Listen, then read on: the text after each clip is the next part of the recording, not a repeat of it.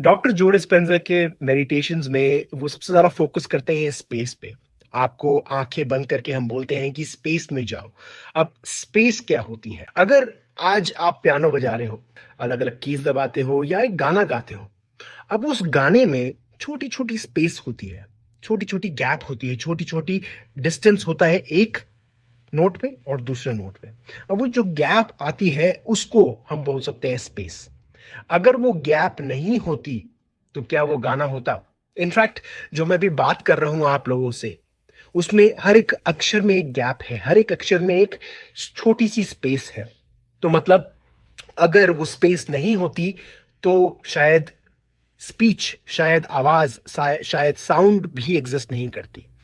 अगर साउंड में अगर छोटी छोटी गैप नहीं होती, अगर आप एक साउंड की वेव को देखते हो, उसमें वेव में गैप नहीं होती, तो वो साउंड सिर्फ फ्लैट लाइन होती।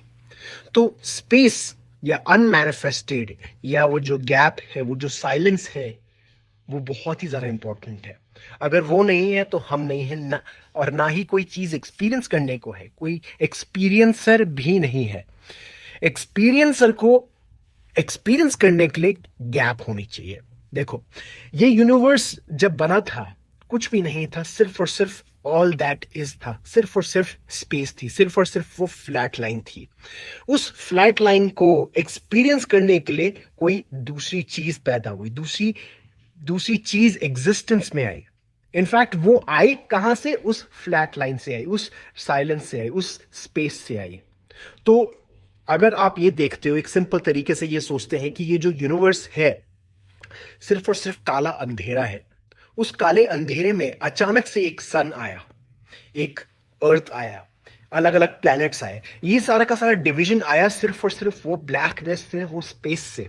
अब सन, मान लो अगर एक एक इंडिविजुअल होता, वो देखता कि अच्छा मैं यहां पर हूं और मेरे पॉइंट ऑफ व्यू से अर्थ यहां पर है, ये दूसरा प्लैनेट यहां पर है, दूसरा प्लैनेट यहां पर है, उन दोनों के बीच में डिस्टेंस है, वो ऑब्जेक्ट्स क्रिएट हुए उस स्पेस से।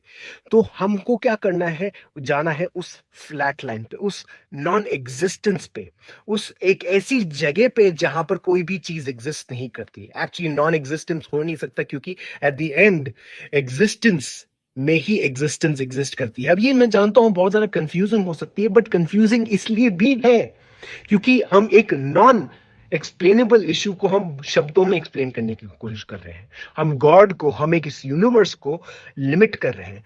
अनलिमिटेड को हम लिमिट नहीं कर सकते और सिर्फ एक्सपीरियंस कर सकते हैं। तो अगर आप आंखें बंद करके सिर्फ ब्लैकनेस एक्सपीरियंस करते हो, आप वहां पर होंगे।